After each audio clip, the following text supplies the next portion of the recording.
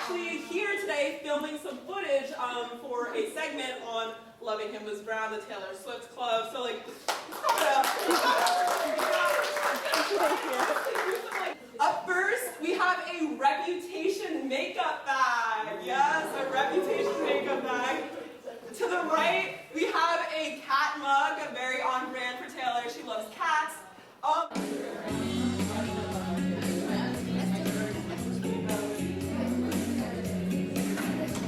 How many singles were released from Taylor's first album? How many specific locations in London does Taylor mention in London Boy, and can you name them all? Okay, the answer was 9 locations. And the places were Camden, Highgate, the West End, Brixton, Shoreditch, Hackney, Bond Street, Soho, and Hampstead. At which company was Taylor's father a stockbroker?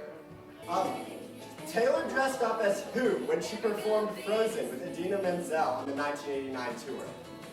This is another two-parter. How many cats does Taylor own, and what are their names? What type of tree did Taylor's ex-boyfriend, Calvin Harris, plant in her backyard? Question is in the lyrical category. So what song contains the lyrics, "Struggle through the night with someone new"? In which American television sitcom did Taylor make a cameo playing a girl named Elaine?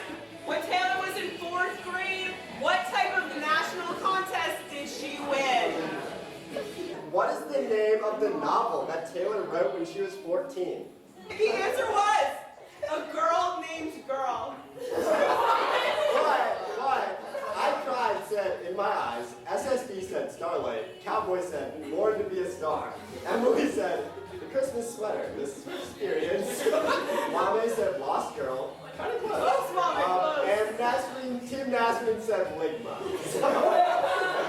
Hi, my name is Caroline. I'm the co-president and co-founder of Loving Him As Brown, and my favorite Taylor Swift song is probably New Romantics from 1989. My name is Michael Ye. I'm the other co-president and co-founder of Loving Him Was Brown.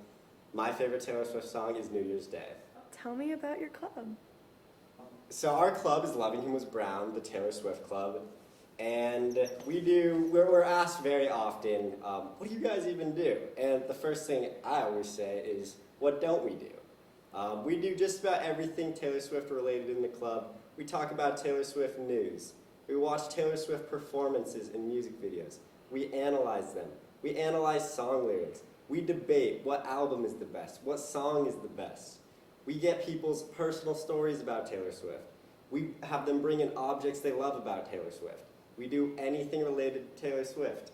And I think the inspiration of the club is, we obviously are big fans of the singer-songwriter legend, but we want people to have a space where they can, be themselves and be not worried about school and just like appreciate something and someone they love. And it's like a great space for people to bond and make friends, and that is probably one of the biggest parts of the club. Yeah, we also, in addition to our weekly meetings, we also host larger events for the Brown community. So tonight we just had our Taylor Swift trivia night. We've also done Taylor-oke twice, and during the Red re-release we had a lot of stuff going on. So we did a video, like a movie premiere for the All Too Well 10-minute music video, as well as a midnight listening party for Red Taylor's version, where we literally were up till like 2:30 a.m. listening to that album. But it was a great time. It was so fun. Yeah. Cool, I forgot to make. I wouldn't say it was convincing. We just, like any other club here, we went through the application process. We wrote some essays, met with some other club leaders who have similar clubs to us, and then we met with the SAO representative, and we submitted an application, and then we found out a few weeks later that we were approved. Brown really wants to make sure that every single niche on campus, there's like a niche for everyone on campus, and we felt like this was an open niche. Like nobody had ever done this before, so it was kind of a no-brainer to let Loving Him Was Brown happen. Yeah, I agree with all of that. It was not too hard of a process because I think it was such an unmet need. One other thing we had to do is we had to get, I forget how long it had to be, but a list of prospective members. But we just kind of went all out and we're like, let's get a lot. I think it was 10, but we were shooting for like 50. Yeah, we were like, let's be convincing here. I think we ended up probably getting like over 100. And yeah, so we just stood outside the dining hall and blasted some Taylor Swift music and asked people if they would sign up for our club. And that was like one of the first moments that I really saw just so many people so enthusiastic and wanting to make the club. Also, when talking to some of the other clubs, a few of them were like doubtful that this club would get approved. But it's definitely, I think, as Caroline said, an unmet space. But you know who else was doubted early in her career? Miss Taylor Swift. And look at us now. Look at us now. Yeah. We definitely discussed it. We discussed it. Great question, Christina. Great question. Yeah, we know there's a bit of a rivalry, among the Providence universities for which college is the top Taylor Swift university. We believe it's us just because we have an organized program dedicated to Taylor Swift and all of her songs, whereas over at PC, you guys just kind of sing a song sometimes at a basketball game, which, might I add, that's not super fair because Brown, we don't have a ton of student turnout at the basketball game, so it's not even like we can do that.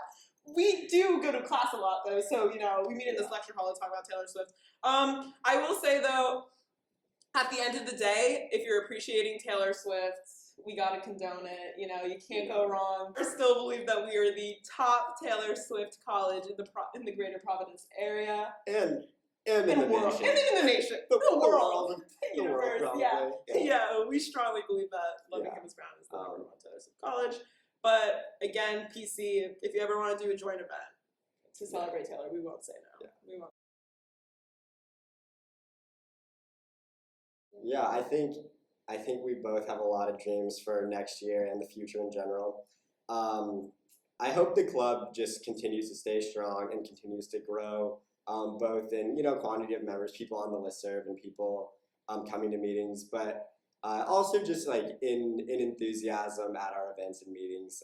It's really great to see people getting into it. So I hope those things both continue to rise. I think it would also be great if we've wanted to take a trip to Launch Hill and do a mansion tour. A respectful trip. Yes, of course. So I think that would be a great field trip. I think we want Taylor to come to a meeting. Yeah. Like, hello. That's the ultimate dream. Yeah, and I think we can make it happen. This was actually our first year as a club, so I think that this is a great way for us to kind of figure out what works well and what doesn't work as well. And I think next year I'm really excited for us just kind of have a better idea of what makes the club so successful and like hone in on those elements. And I think that we're gonna have a ton of great events. I think we're hopefully a re-release is coming out soon, so we can do like an even bigger listening party. Maybe get some funding for some more Taylor Swift roller skating night is what I really want to do. I know. Yeah, I mean the club, even just in our first year, I don't know about Caroline, but is bigger and has done more than I really expected or could have imagined it to. It's exceeded our wildest dreams. Well said. Already. So I don't even really know what next year holds, but I'm really excited. Another hope of ours is that a lot of our club members are underclassmen, and we hope that they kind of start stepping into leadership roles, and the legacy and continuation of the club is really important to us. So by the end of next year, we hope to leave it in good hands. Wait, I have a request question. Can Michael and I tell the story of how we met? Yeah. Because I feel like that's important. Okay, yeah, tell us how you met. Should we both tell it, or should I tell it from my perspective and then you tell it from your perspective? But it's kind of the same story. Or maybe we both tell it and then you can do like editing, so like you fill in the gap. Sometimes the question is why did you start the Taylor Swift Club? And we love Taylor, obviously. But a big thing is the Taylor community and making friends. And one of my first friends at Brown was Caroline, and Caroline is now one of my best friends at Brown, and one of the biggest, if not the first reason that we became friends or talked was Taylor Swift. Yeah. Do you want me to? Okay, here's what happened. So so Michael and I both transferred to Brown. We came in for our sophomore year. We both transferred from Catholic academic institutions, Georgetown, Notre Dame, and we both love Taylor Swift, but whatever. So anyway, we were at like a little gathering. It was an intimate group, like maybe like 15 kids, and somebody started talking about what kind of music they like.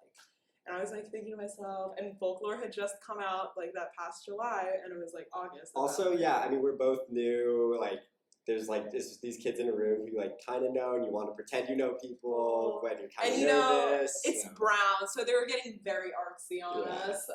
But I was like, you know what? I'm just gonna throw it out there. They were talking about what music they like, and I was like, I'm just gonna throw it out there. I was like, has anybody listened to Folklore?